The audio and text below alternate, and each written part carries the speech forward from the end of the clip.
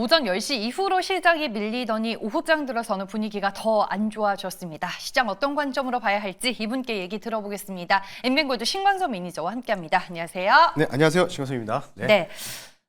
오늘은 시장이 왜 빠지는지 그리고 시장의 이 하락이 연속성 있게 이어지는지 이걸 저뿐만 아니라 궁금해하시는 분들이 가장 많을 것 같아요. 네, 아시다시피 신용등급 강등이 갑자기 출현을 했죠. 네.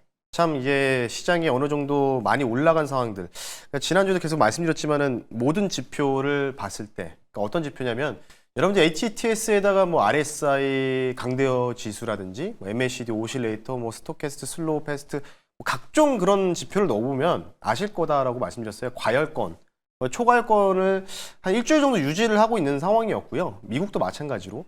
그런 걸 봤을 때는 이제 조금 조심을 하면서 우리가 운영할 필요는 있을 것이다 라고 했고, 그 안에서도 계속해서 제가 종목 추천을 드리더라도 반도체라든지 이쪽을 공략하는 것보다는 대부분 이제 조기 대선 정책주, 방산, 에너지 이쪽으로만 좀 말씀드렸는데, 사실 오늘도 그런 쪽만 강하거든요. 사실 실질적으로 보면은.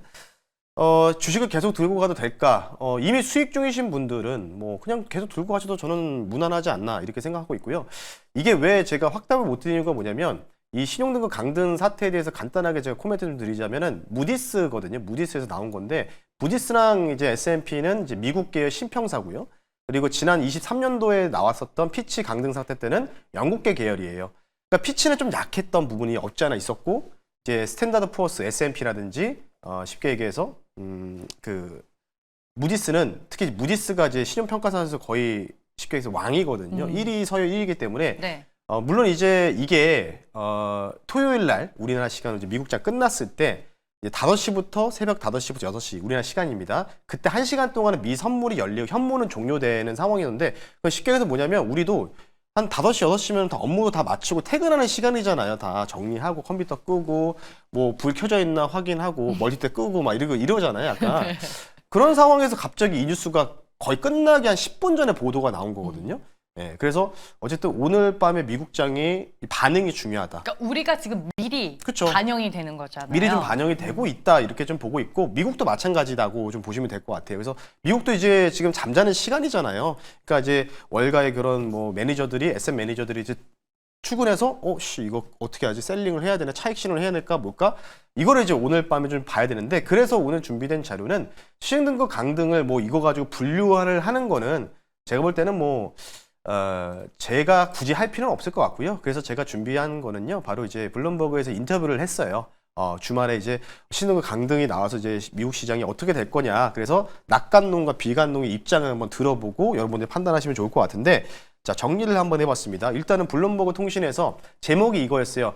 최근에 증시 V자 랠리의 종료 신호인가라는 뜻으로 해서 이제 여러 명의 이제 전문가들을 이제 모셔놓고 인터뷰를 했는데, 아시다시피 트리플 A에서 더블 A 플러스 등급 하향 단계 하향 조정을 했죠. 이제 좌측과 우측으로 좀 이제 나눠서 좀 보시면 좋을 것 같아요. 좌측은 이제 투자자사의 키스러너 대표가 신용등급 강등이 게임 체인저는 아니지만은 투자자들의 뭔가 고점 부분이라고 이제 의심하는 사람들이 많기 때문에 차익 실현 욕구를 자극할 가능성이 있다. 이렇게 좀 얘기하고요. 반대로 이제 상대적 낙관론자의 의견도 한번 보겠습니다.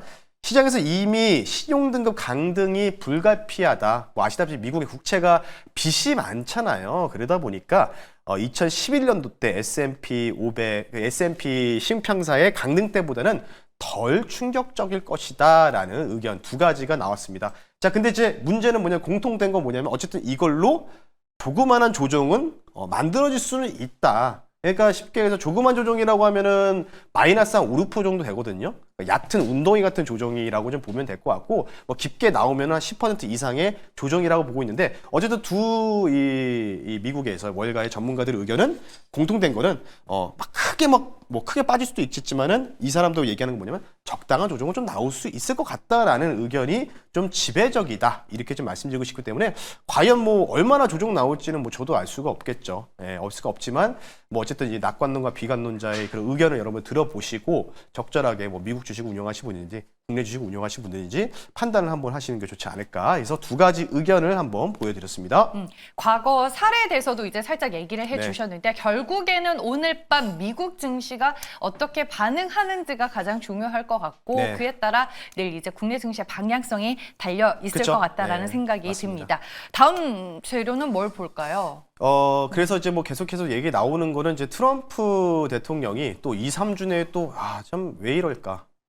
이제 끝난 것 같은데 2, 3주 내에 새로운 추가 관세 발표를 할 예정이라고 이제 아랍에미리트 방문했을 당시에 연설에서 얘기를 했다고 합니다. 근데 이게 중국과의 이제 무역 관련된 부분이 아니라 새로운 또 관세 유력이죠. 그러니까 아직 협상이 마무리되지 않은 데가 어디냐? 1차적 협상들이 뭐 유럽 연합 그리고 이머징 마켓에 포함되어 있는 우리나라, 뭐 일본, 뭐 이쪽이라고 좀 보면 될 것 같은데 새로운 관세 정책을 발표할 예정이라고 하고 있죠. 물론 이제 우리나라 같은 경우에는 뭐 대선 6월 3일이니까 그 전에 될 거냐, 그 이후에 될 거냐. 되게 좀 변곡점이 될 수 있는 이번 조기 대선 일이라고 좀 보고 있는데 뭐 어쨌든 간에 지금 중국 관련된 부분은 어느 정도 1차적인 마무리는 됐잖아요. 그리고 나서 이제 트럼프는 중국뿐만 아니라 유럽, 뭐 신흥국들, 아시아 관련된 국가들 대상으로 추가 관세를 발표할 수 있다는 또 내용들이 나왔습니다.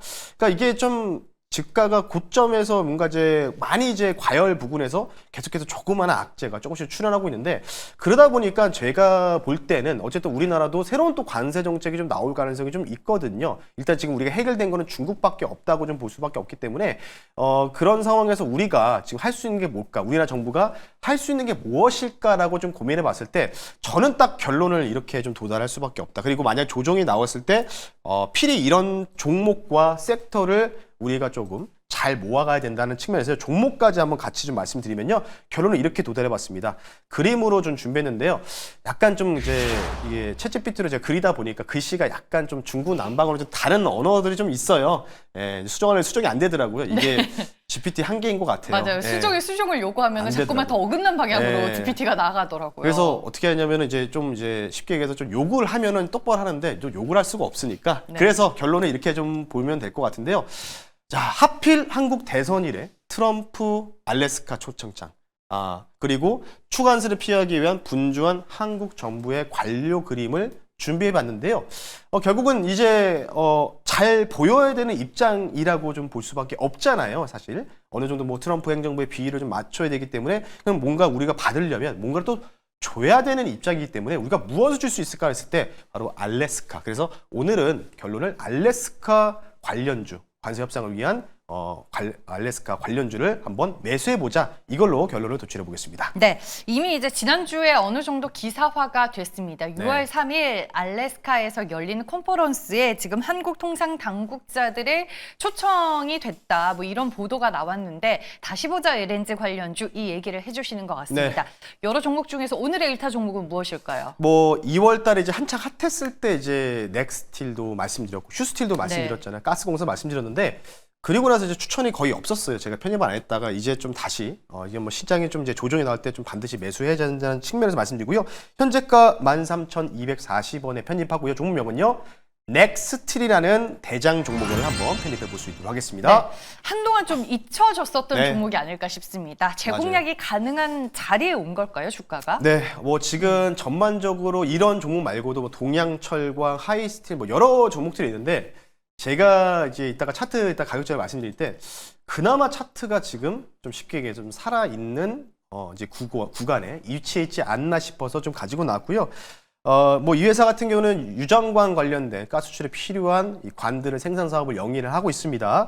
6월 3일에서 5일까지 참 하필 그 대선 일이죠. 대선 이후 그러니까 3일에서 5일까지 회의를 한다고 해요. 에너지 컨퍼런스 개최 관련된 부분들. 그래서 우리나라 초청장을 발부했다는 소식이 나오니까 그럼 이제 어느 정도 6월 4일 되면은 누가 대선 후보가 나올지 나오잖아요. 대선 후보가 결정이 되잖아요. 대선 이 대통령이. 그렇기 때문에 이와 관련돼서 뭐 이게 뭐 민주당이든 국민의힘이든 새로운 정권이 창출됐을 때는 어쩔 수 없이 이쪽을 신경 쓸 수밖에 없다는 점 그 부분은 좀 참고하시면 좋을 것 같고요.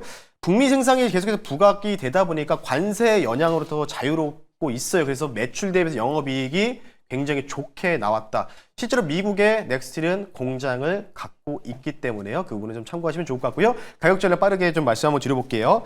1차, 2차를 좀 나눠서 좀 제시를 좀 해드리겠습니다. 1차 목표 가격을요, 15,000원 선으로 말씀 한번 드려볼 수 있도록 하겠고요. 2차 목표 가격은 이전에 전고점이죠. 17,000원, 손절 가격은 12,000원으로 좀 타이트하게 좀 말씀드릴 테니까요. 매물대를 확인하면서 매물대를 좀 확인을 하면서 1차 여기를 이제 뚫어주면 여기까지 매물대가 비어 있고요.